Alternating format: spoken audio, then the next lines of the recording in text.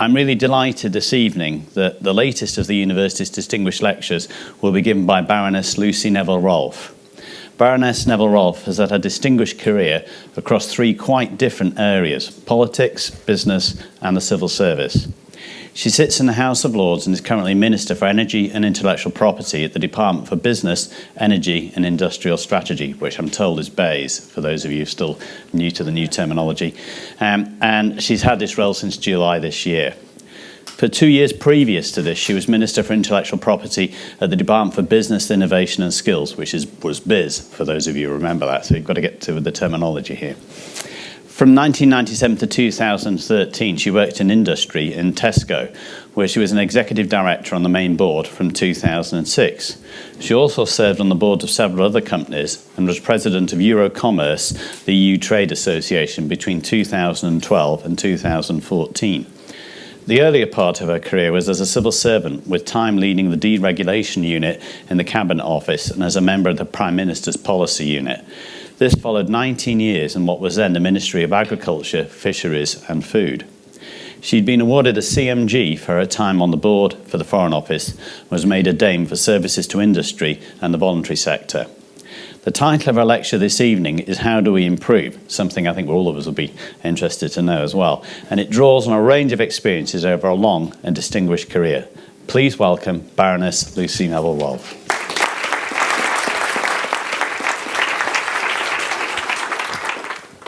Sir Christopher, thank you so much.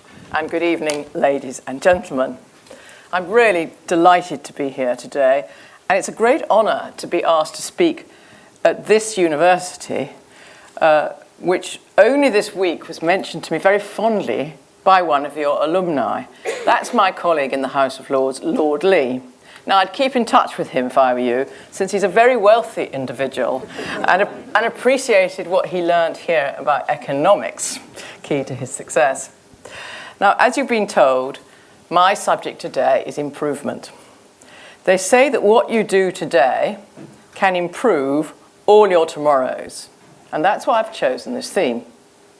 And what I propose to do is to run briefly through my life with asides when there were happenings which make a point that seems to be relevant to that general theme. And then at the end, I'll come back to see what, if anything, we've learnt. Now, I'll start with a word or two on theory, because it seems to me that there are two fundamentally different types of improvement.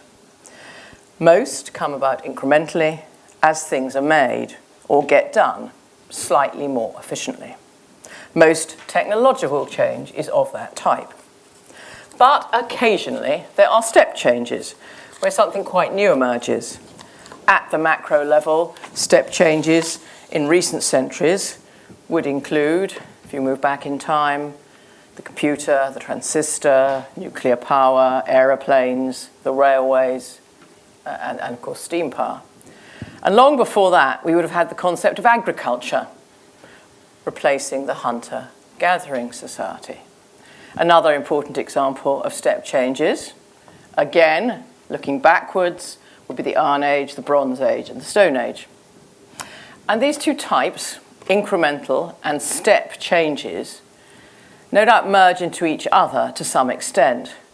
But I find the idea important in charting progress.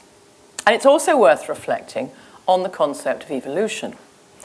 The theory of evolution has, of course, been wonderfully successful in accounting for the development of living things, including humans.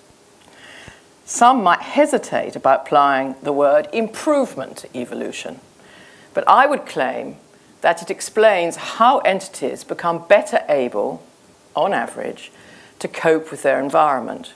It would seem reasonable to apply the term improvement to that result. Moreover, the concept of evolution, incremental change in the light of experience, has been applied successfully to other areas, such as economics, law, and sociology. And finally, on philosophical theory, one might say that all the points I've mentioned, step change, incremental change, evolution, all leading constantly to improvement in at least some sense of the word, suggest that Plato was wrong and Heraclitus was right on the nature of the world. Things are not timeless or immutable. they are in a state of constant flux, albeit often slow flux, judged against the length of human lifetimes. As Heraclitus said, you never step into the same river twice. But enough of theory. So let's get back to my beginnings. Now, I was born in the family farmhouse, on the kitchen table, as it happens. The house was a ramshackle one, and the lighting probably not too good in the middle of winter.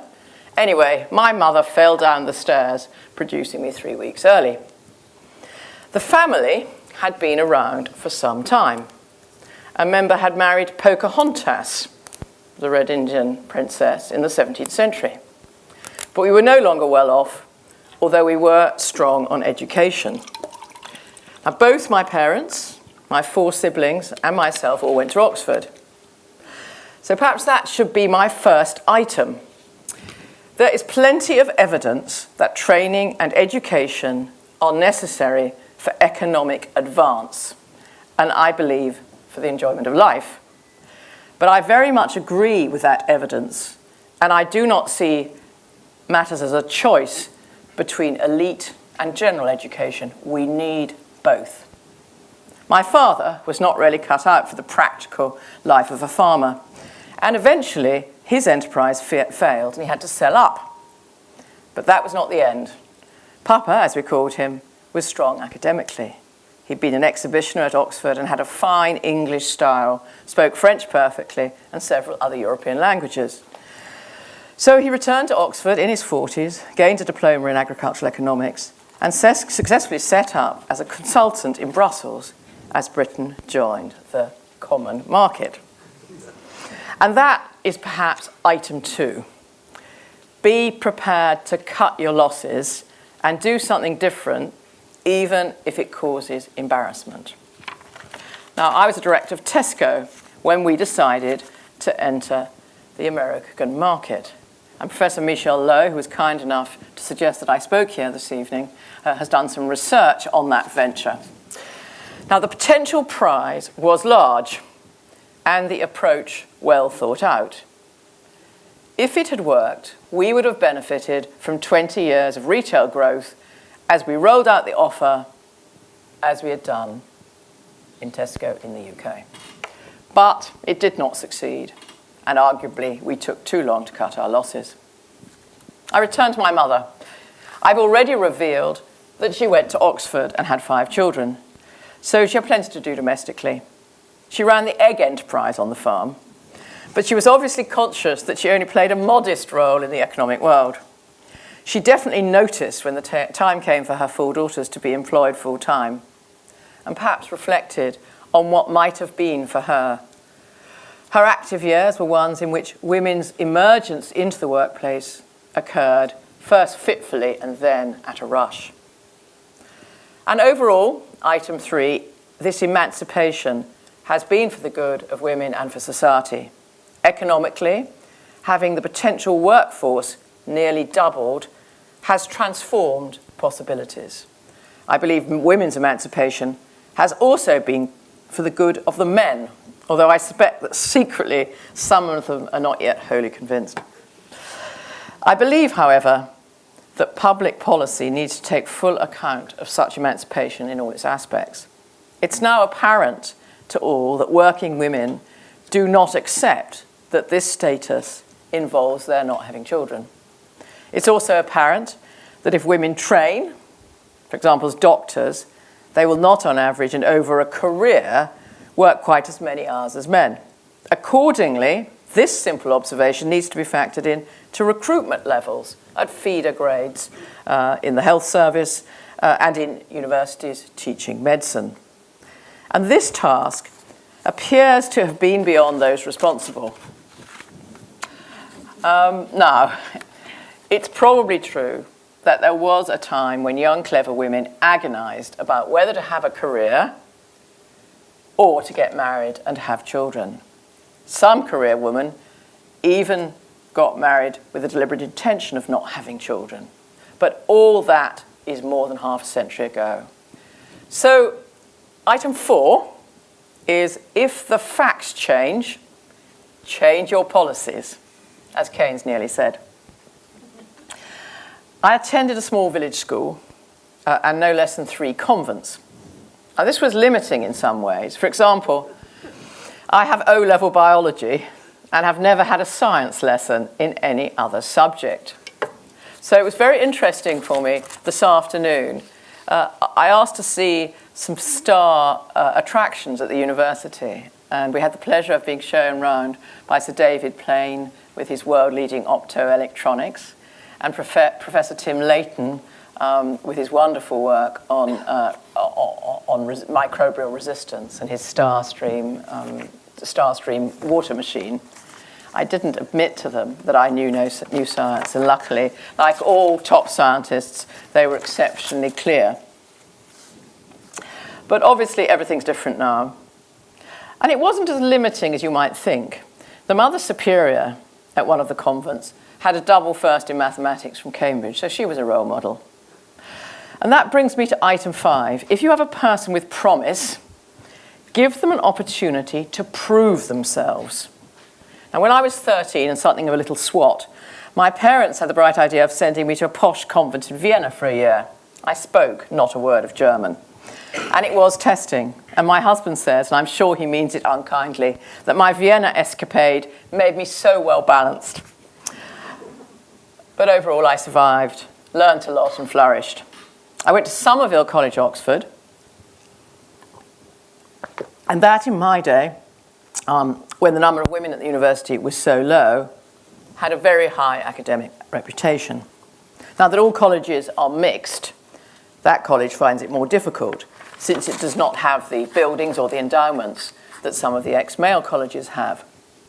But we did have role models who had achieved a lot and might be emulated. So Dorothy Crowfoot Hodgkin, Nobel Prize winner, not in my line, the fact that she was associated with the college made a difference to all of us. And of course, Mrs. Thatcher, Mrs. Gandhi, and Shirley Williams, for those of you who study politics, are other examples of Somervillians who were more in my line. And did you know that Mrs. Thatcher undertook the research that improved ice cream before she entered politics? So a populist piece of work. My item 6 is that in education and other matters, it is a good thing to have outstanding personal examples who can serve as encouragement to success and as persons to emulate, like the 2 professors I met this afternoon. They can act as a real spur to advancement. When I first started to work, I sometimes felt a bit cast down by the condescension I received, mainly unnoticed by those displaying it. And it encouraged me to think that Mrs. Thatcher was the head of a major political party and that she came from the same institution as I did. I had 3 job offers when I left university: the Civil Service Fast Stream, the Bank of England, and Unilever. And I chose the civil service. And the determining factor was probably, looking back, that I thought that women would be better treated there at that date. So for my next example, I'm going to move forward 12 years to the 35-year-old me who was on her 3rd stint of maternity leave and about to return to work. Now, I was watching the lunchtime news. I always used to breastfeed in front of Prime Minister's questions. And I saw something that allowed me to forecast correctly what my next job would be. What I'd seen was Edwina Currie and manifestations of the salmonella in eggs crisis of 1989. Now, this is one of the most famous of the food crises that used to beset us. Somehow I managed to dodge Tesco's horse meat crisis, and that was 25 years later. But sure enough, back in the 80s, my next posting was leading the bill team for what became the Food Safety Act 1990. And as an aside, I would comment that in one way, the arrangements for the bill foresaw the way things were going. The Ministry of Agriculture, Fisheries and Food, where I was in the lead, but health was also involved. Both departments had women ministers, women heads of the respective teams of officials, and women lawyers. At this time, it was considered remarkable. I also went I also want to bring in my final civil service role at this point, because I was head of the deregulation unit under Michael Heseltine. And then when Labour took over, David Clark, who, it being a small world, asked me a question from the Labour benches in the House of Lords on Monday this week. Now, when I was in the deregulation post, I was always very careful to warn ministers not to try to cut corners on food safety, on the basis that a crisis in that area could, and sometimes did, do more harm than any regulation could. And this is my item 7, the need for proportionate regulation, which was incidentally a key objective of the deregulation unit, which I headed. Of course, this is not easy. We can all agree that regulation should be proportionate. But what is proportionate? The answer, in any given case, is a matter of judgment. But there are a number of ways to establish proportionality. In particular, scientific advance can change what is reasonable, so we are able to measure threats more accurately and counter them more effectively. And indeed, occasionally, threats increase over time, or you get multiple threats. One suggestion I would make is regularly to review threats and the regulations in force to counter them. And ideally, one should get someone knowledgeable of the area, but not associated with the regulatory regime in any way to conduct that review. I recognise that's not always possible. Another suggestion is to assess the impact of new regulations objectively on the basis of all the evidence, and to assess the impact on business, especially small business, by thinking carefully how the rules will apply and calculating what they will cost. I remember discovering, when we properly thought about it, that what seemed a small and sensible change to reporting regulations, which I was involved with a couple of years ago, would cost business, especially small business, £1 billion. Now, if you pile such red tape on an economy, it hits productivity and competitiveness, even if the individual bit of regulation affecting one firm is actually quite small when you add it up. So when I worked on deregulation, we championed fewer, better, and simpler regulation. And I think that is a simple method for improvement. For my next example, I want to turn to my job before deregulation when I worked for the Prime Minister, job major at 10 Downing Street. Now, one Sunday, not only one Sunday, but one Sunday, there was a crisis. My husband was away, so I had to go to the office with 3 noisy boys in tow and being heavily pregnant with a 4th. Onlookers must have wondered what was up as I walked down Downing Street. Perhaps they thought I was going to some mysterious fertility rite. But my point, item 8, is that this would never happen today, because I could have sorted the whole thing out from home on computers, tablets, iPhones, and all the rest of it. Today, technological process would make my visit unnecessary. Sometimes, indeed quite often, technological advances, improvement, transforms matters, and things are never the same again. Now, physical presence in a particular office is often unnecessary. I have ministerial responsibility for Sellafield, the nuclear reprocessing plant in Cumbria. I visited it recently. I was particularly struck by the possibilities of technology when sitting in a gleaming control centre, watching TV pictures of submarine robots moving highly dangerous material underwater and a long way from us. The same robots are apparently used in the oil industry, were developed to go around the rigs.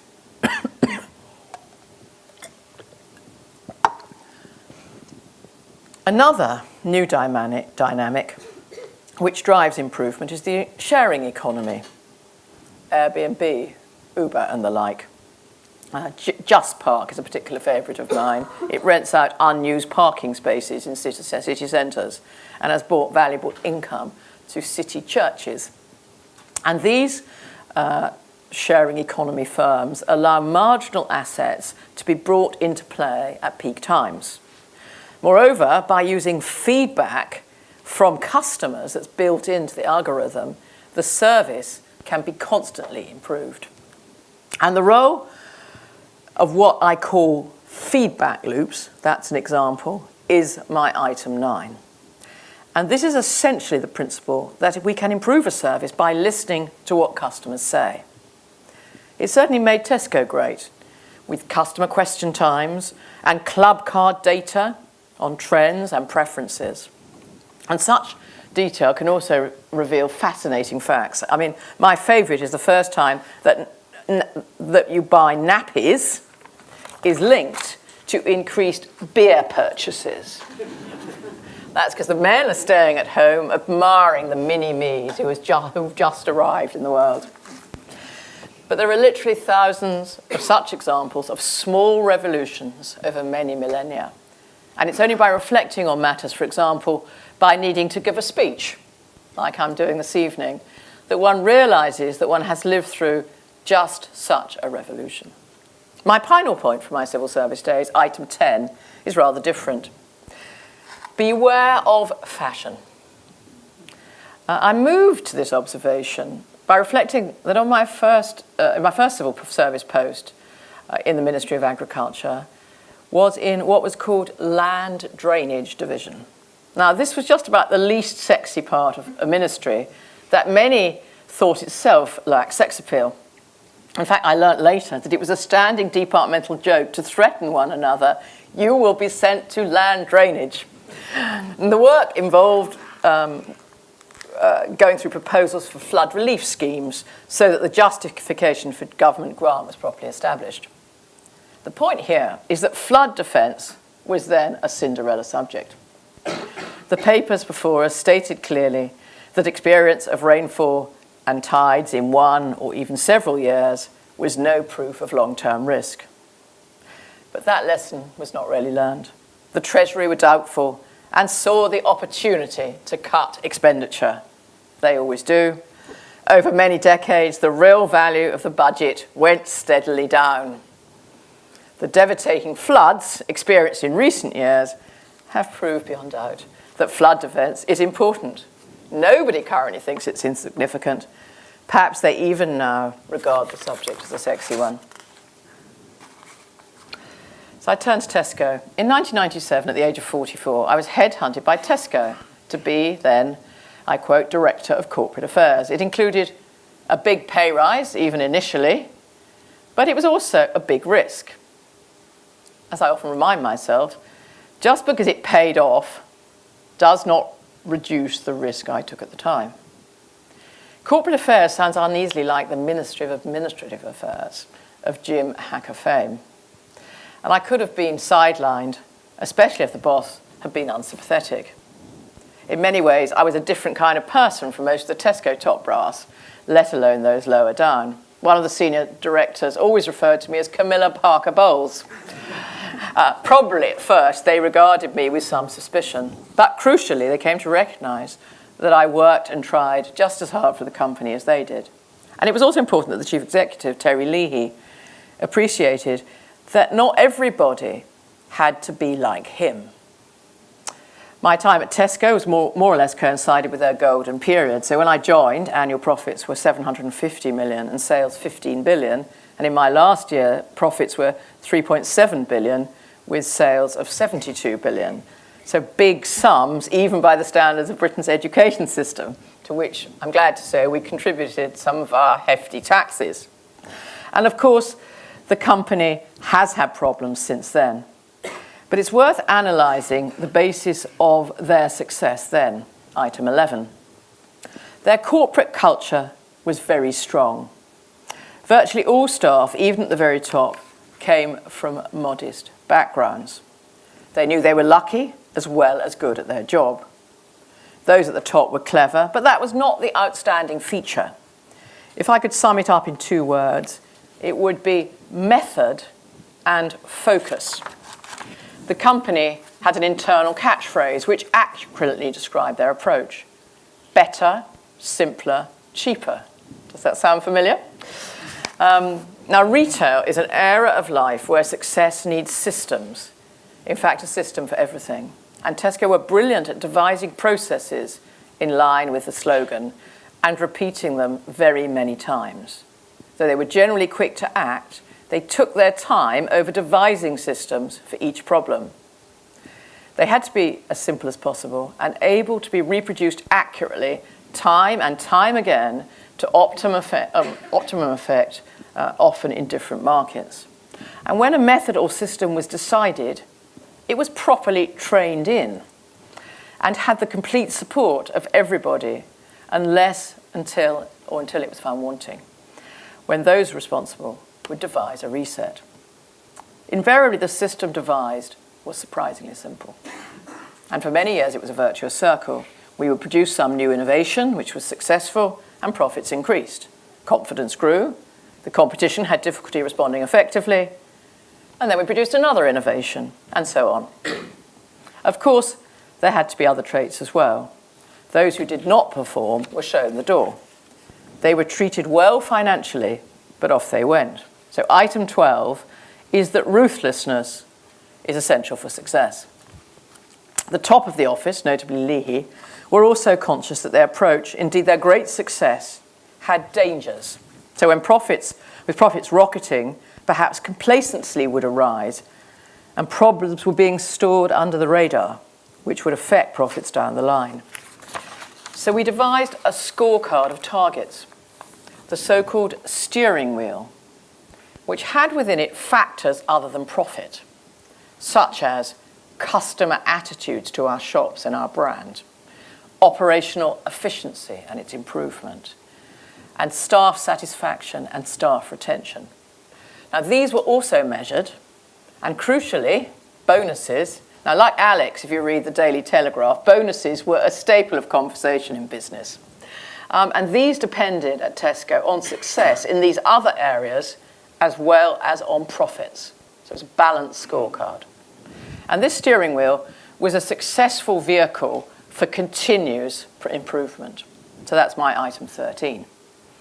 Another example was the way we rolled out IT. We inherited, when I was there, a spaghetti-like jumble of UK IT systems dating back to earlier innovations from barcodes to automatic ordering systems. And this was a nightmare. So as we expanded internationally, we introduced new IT systems in chunks, the key characteristic of which was interoperability. So you could add features or countries or modernize system by system. It was called Tesco in a box. Now, the Korean business, incredibly hard-working early adopters, as you can imagine, played a critical part in the rollout of those systems. I always remember finding a bevy of them in our Turkish business, installing the new Turkish system, where we just brought and we're expanding a local supermarket business, Kipper. For 15 years, the whole Tesco system worked very well, driven by innovations, a focus on customers, and a canny ability to place supermarkets, large or small, on the right roundabouts and the right high streets. Location, location, location. And thinking of my job in the government today, I am especially proud of the work we did to open stores in poor communities, where modern retail on a good road with a good car park attracted lots of customers. So we pioneered schemes in these areas to take on the local long-term unemployed. And we engaged Southampton University to do before and after studies on the impact. My first dealings with you back in about 2000, which is the beginning of a very happy relationship. You did a trailblazing report, and that had a very surprising result, that there was a statistically material and unexpected improvement in the diet of people next to the largest UK housing estates in Britain, as families benefited from the cheapness and abundance of fruit and veg for the first time. Now, before I left the Tesco board at the end of 2012, and more so afterwards, I was a non-executive at various companies. And my item 15 is a rather fuzzy one. Improvements have to be aligned with the culture of the company concerned. Certainly, Tesco's methods could not simply be transferred elsewhere.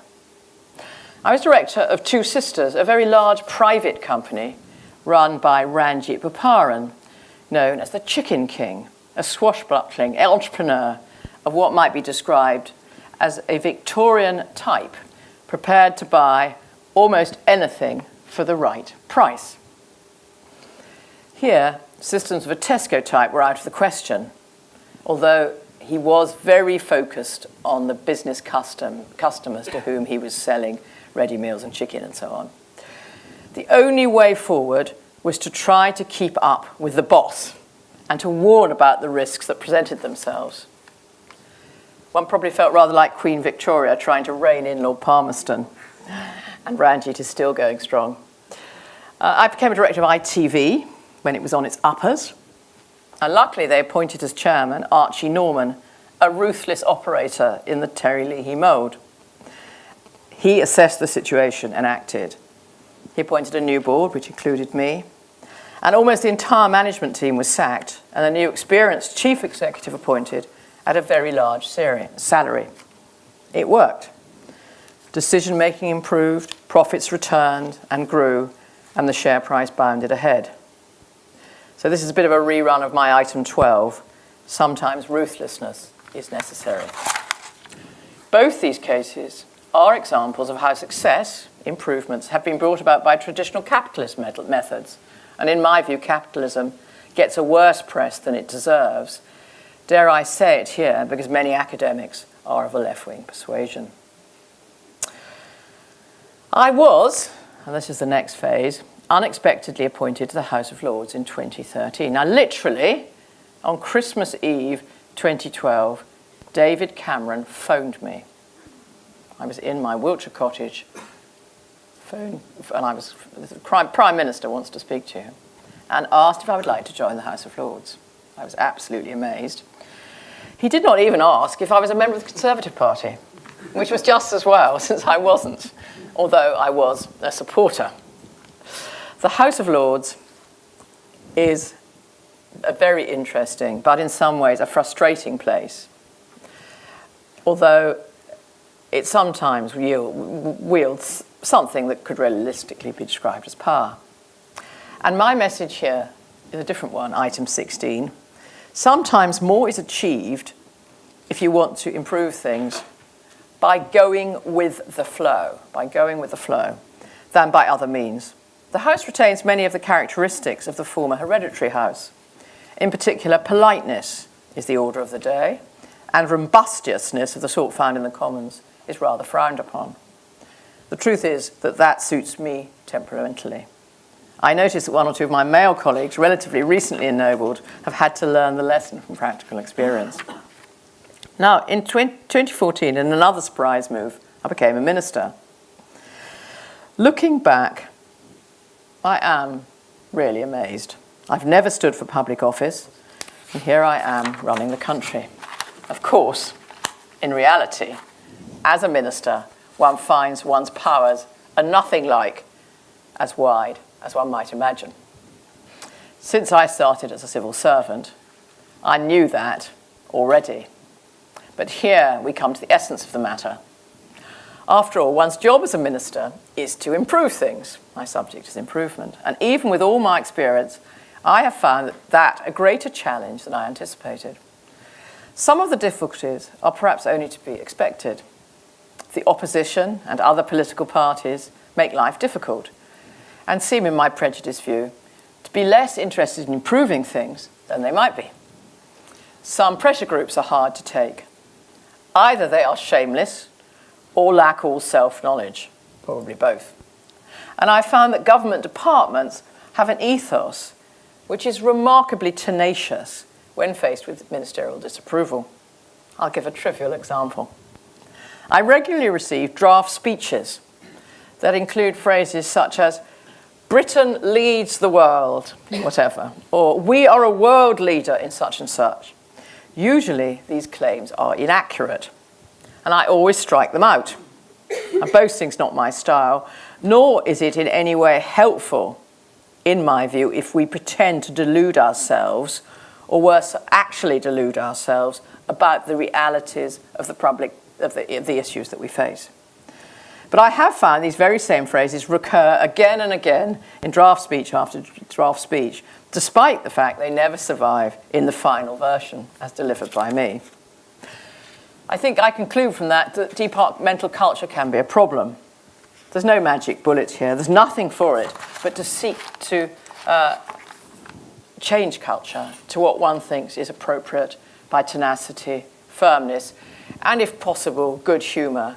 Humour is a great British trait which helps to keep us all happy. And here, for item 17, I'd like to use a phrase of Winston Churchill: keep buggering on. Now, when I was first appointed as a minister, I was given a core portfolio of intellectual property. It's a difficult policy area which had had a change of minister far, far too often. And it's been fascinating. IP underpins 37% of GDP. So everything from medical patents and graphene to handbag designs, food brands, and the copyright underpinning our brilliant pop music industry or modern art. All of that is supported by intellectual property. And this is one of the few areas where we are in the UK, we really are at the forefront of progress with a strong regulatory regime supported by specialist lawyers. I found I could add a new dimension, which was enforcement, tackling counterfeits and digital crime, which have become a wonderful diversification for the criminal classes, costing business billions. And I was able to build on my experience with Tesco in China, in Southeast Asia, and in the US. And we found a unit within the City of London Police to pioneer new techniques for tackling such online theft. So item 18 is draw on prior experience and move into new markets. Some of my happiest hours have been as Culture, Media and Sports Minister from 2015 to 2016, following another call from David Cameron, who asked me to take it on as well as business and IP. Mainly, I suspect, because he wanted someone tough but tactful in the Lords to deal with BBC charter renewal. But I relish the cultural role. I come from a creative background, decent painters on both sides of the family, and often I think I have a creative mindset, which has helped me to have new ideas and so to improve. So that's item 19, creativity. I've visited 27 cathedrals since May 2015, including the one at Portsmouth. I learned about the incremental improvements used by the Olympic team. So take Olympic cycling, heating the saddles, those little things, which took us to record numbers of gold medals in Rio. And I saw innovation applied to the arts. For example, museums now have digital copies of Shakespeare or The Birds of America, whose pages can be turned digitally so you can see the whole book, while the precious original sits alongside untouched or uncontaminated. I'm now Minister of State for Energy and Intellectual Property, and in these areas, and in many others, notably Brexit, we face large challenges. We will need to tackle this by a combination of strategic decisions, like Hinkley Point, which ruined my summer, but is now going ahead. We will be taking significant decisions on energy and climate change in the next few years, and it's certainly important that we get them right. However, as the Minister responsible, it would not be appropriate for me to give a running commentary, to use a current phrase, on the current issues. I hope that's not too much of a disappointment. That said, in my first few weeks, I've talked to many in the industry, from nuclear reactor businesses to building suppliers for energy construction and firms putting wind farms down in the North Sea. And a new word has been appearing frequently.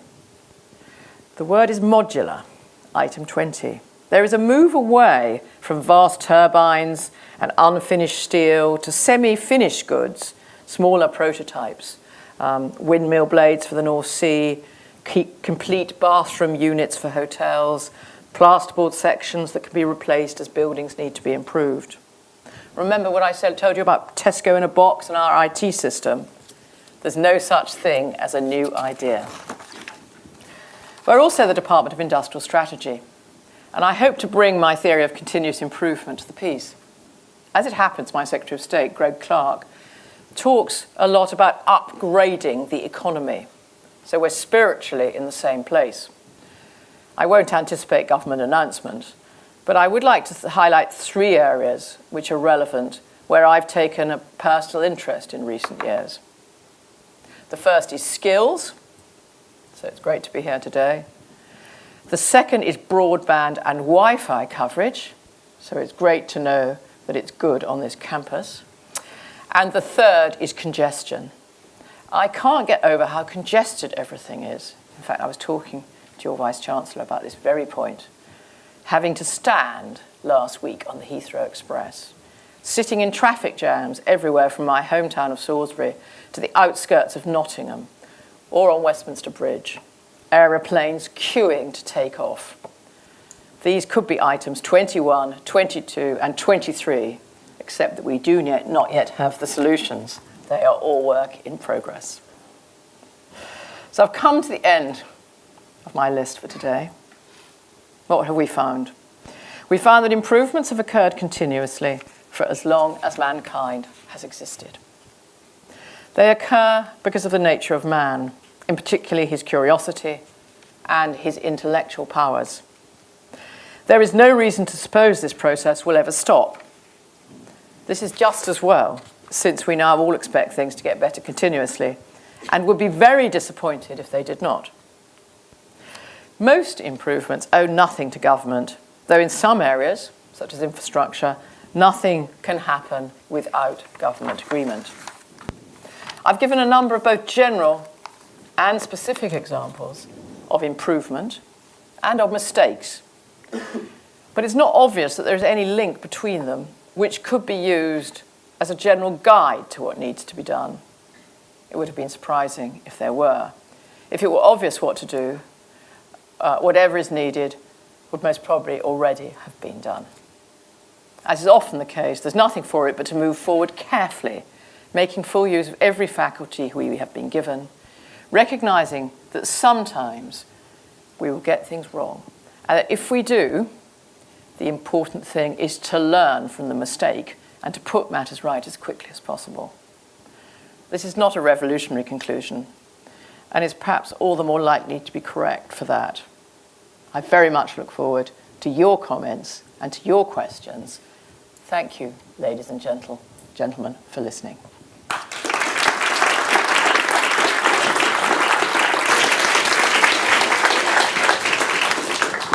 Thank you very excuse me. Thank you very much. We've got time for a few questions. So, Standing here, why not? who would like to go first? We do have a microphone, so we can actually just catch the questions too.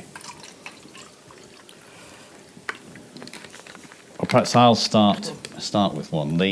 I think I was particularly interested in one of your last comments, and that is that the process of improving is often coupled to the process of learning, and probably being open-minded enough to do this. Do you think that this, one of the areas we're looking at now, I guess, internationally, is changes in the way governments working? Do you think you see improvements in the way governments work? And do you think the learning process is strong enough? I mean, we're watching an election in the United States at the moment, and of course here we are about to Brexit. So, well, I think if you look at Brexit, it's probably one of those a fairly major step change. So there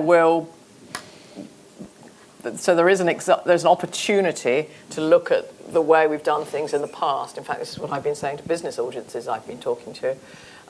If you've got Brexit, there may be some difficulties, and we've got to get through those, and we've got a negotiating process, but there will also be opportunities.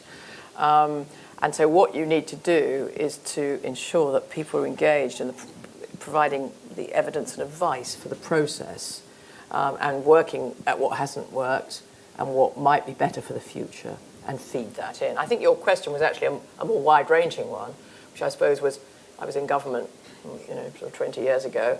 I'm in government again, have things improved? And the honest answer is, of course, there have been specific improvements. Actually, very basic things like the accommodation, the buildings, the way staff training is done, the way communication is done with staff. But there are things that are worse as well. I think it's probably got a bit more centralised. So one finds that compared with, when I was in the Ministry of Agriculture, you were running an area. Now, partly as a result of modern communication, everything is much more joined up. And of course, I come to it with different spectacles, because what you do is you learn yourself. So I've had the great merit of having had 18 years outside the public sector, and now coming back and able to apply that experience to some of the issues. Although I do think they find me quite tedious when I'm saying, what's the rate of return, how much does it cost, explain to me exactly what that's going to do for the small firm in Southampton. Thank you very much. Thank you. Another question? Please, let's get a microphone to you. Just be... Oh.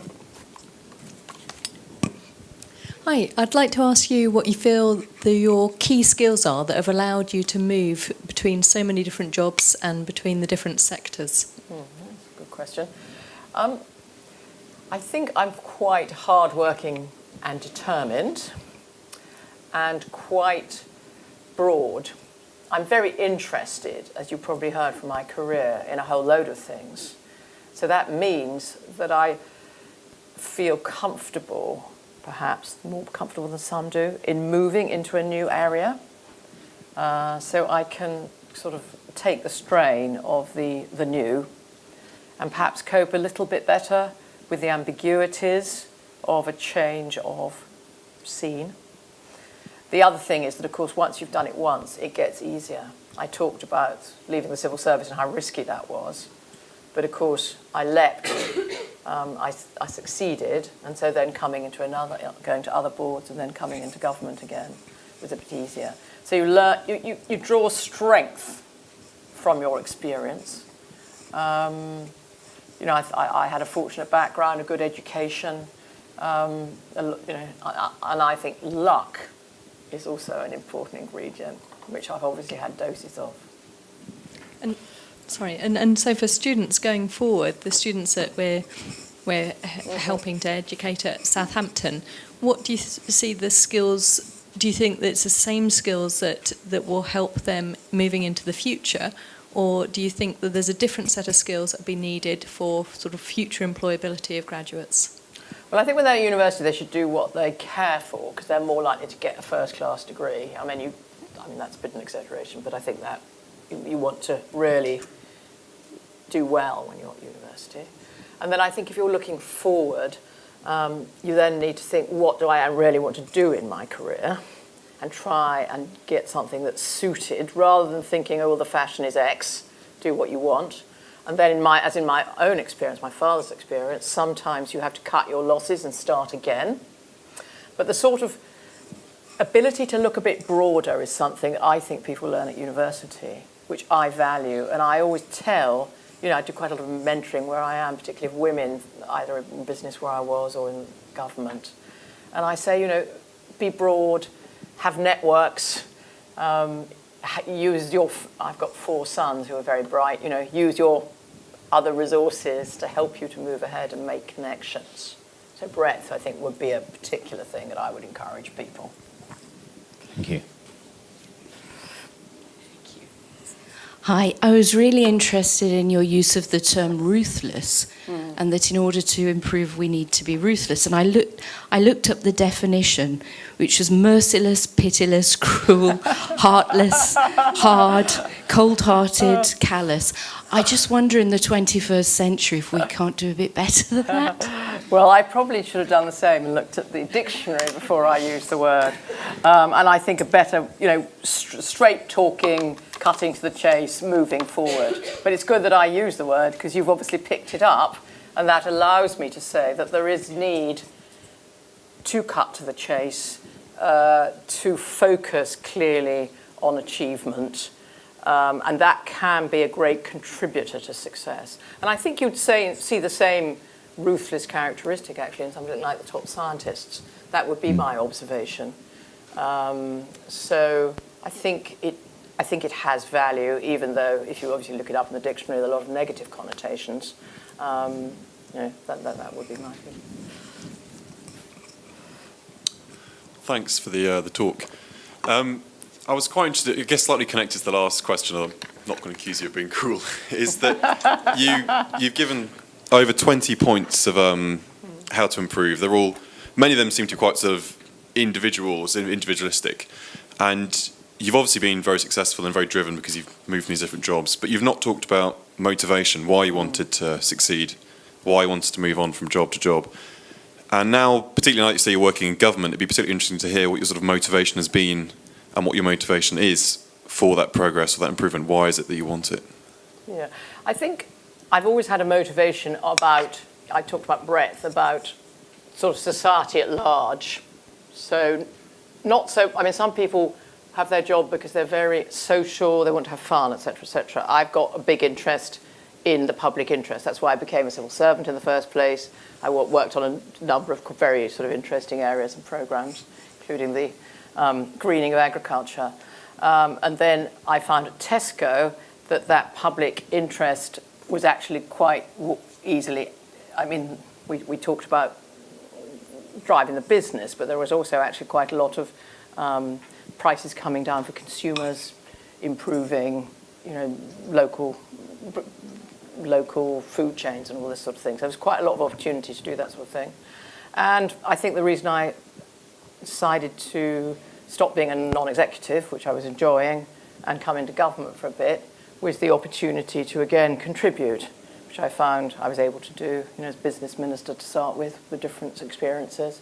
And now I've got the even bigger challenge of being energy minister, where there are big calls and big sums of money.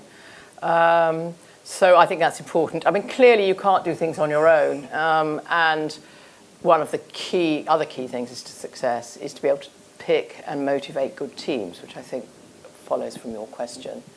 And certainly I found that, particularly in business at Tesco, I was able to gather together very good teams around the world in my own area and do things with a great deal of freedom. When I talked about the ministerial experience, obviously, that takes a bit more time to get into a good place. I don't want to bring on the topic of ideology. I was expecting you to reply with some sort of ideology-based answer, but it seems like maybe you think that gets in the way, perhaps. Well, I think you can see I'm sort of free market, and I care about small government and efficiency and getting things done, and I'm a conservative rather than any of the other parties. But I think there is an overwhelming point in politics that you go into politics to serve, and that is very, very important. And you want to try and be in the party that is best able to do a good job for the country. That is how politics works, certainly in Britain, maybe not in Russia, through a democratic party system. And it's a great privilege to be part of that, especially as a third phase in my career. Thank you. Another question? Please, let's get the microphone to you. Thank you very much for the talk. From all your experience, where do you think today, to move on forwards, the best place to improve within business? Do you think something like nuclear energy with China, or where's the best place to actually invest time in and to improve? So what you're saying is, if I was entering a business career, yeah, where would I go? Precisely. Yeah.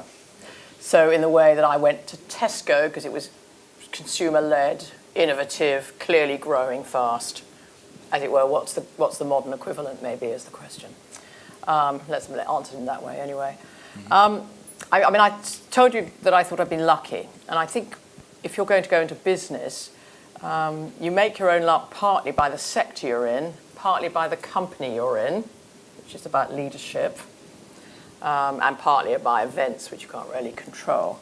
And my own view, having been digital minister for a while, is that sort of digital-based creative industries seem to be likely to have grown over the last 5-10 years, especially in the UK, likely to continue to grow. So that would be a sort of growth sector. So if I was starting out now, I think I probably might move in that direction. I find the scientific question more difficult because I've never done any science, as I explained. But certainly if you look at the energy sector, we've just agreed to Hinkley and therefore to a new, by implication, a new nuclear fleet. We've had 25 years, so we haven't done anything on nuclear, which to me is pity. And we're now moving forward and trying to move in a different direction. So that obviously should bring opportunities if, for example, you were an engineer. But there will be other very interesting areas, because this sort of digital point that I mentioned is actually revolutionizing engineering with the Internet of Things and robotics and all these new things coming through, which are big disruptors and are changing the shape of business, all of which is very interesting. I mean, the biggest sector in the UK, of course, is services. So if your motivation is money, funnily enough, you know, being a senior lawyer, for example, can actually give you a very high salary. So it's slightly horses for courses. Well, thank you very much. I think at this point, as we head towards our traditional 7 o'clock target, what I'd like to do, I think, is not only thank you for coming in a very busy schedule, which I know you have, but also for sharing your personal experiences, I think, with us. It is, for all of us, I think, the sort of thing we often have to reflect on. And I sort of leave me with the final thought of how do we improve as a university. So I'll take that one away. It's one of the things where we come. So thank you very much. We're very, very grateful.